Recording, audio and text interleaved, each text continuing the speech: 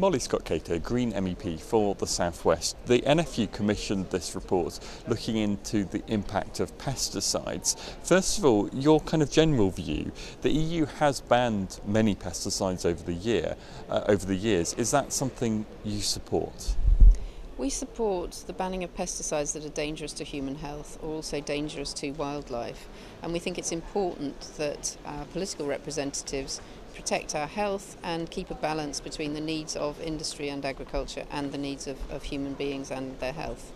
According to this report, another 40 chemicals could be banned in future years, and the impact of that could be an end to the production of the likes of apples in places like Somerset and so forth. That's very concerning for a region like yours, isn't it? It's a classic example of corporate lobbying, actually, because they're trying to scare people so that they reject what the European Commission's doing, which is actually to protect human health. So I don't think there's any chance that apples will be disappearing from our shelves, and I think there might be some small possibility that there'll be more blemishes on our apples, but that's the sort of thing that we can learn to live with if the other side of it would be either the loss of birds and bees or, our hormones being disrupted and possibly more cancers. Nonetheless, do you accept that the farming industry needs these pesticides, and they said the numbers available to them have dramatically decreased. It's having an impact on food production and it's causing them real headaches?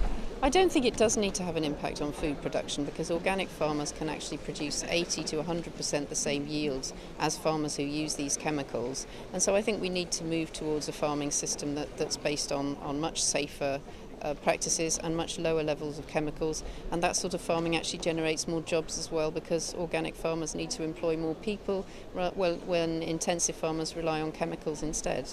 And jobs was what I wanted to ask you next, because this report also talks about jobs. It says that following, if we're going to see the pattern continue of more chemicals banned, maybe 35 to 40,000 jobs in the UK will be lost. That's got to be something that's going to concern you as the local MEP, isn't it?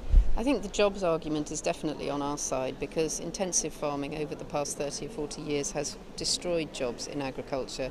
Organic farming needs many more jobs, not only removing pests but also weeds, and it's much more job-rich way of using the land, as well as a style of farming that's sensitive to human health and to wildlife as well. Are you prepared to support EU bans on pesticides if the impact is indeed the loss of jobs, the loss of farming in places like the southwest of England? Well, we saw earlier this year with the banning of the neonicotinoids, that was necessary to protect bees, and if that's what's necessary, then I will certainly support the Commission in those bans. In the case of bees, you could end up in a situation where you don't have pollinators, and actually the apple crop would be much more seriously affected by that. So much of what the industry is doing here is a false economy, and it's to protect the profits of the people who produce the pesticides, not really protecting the farmers.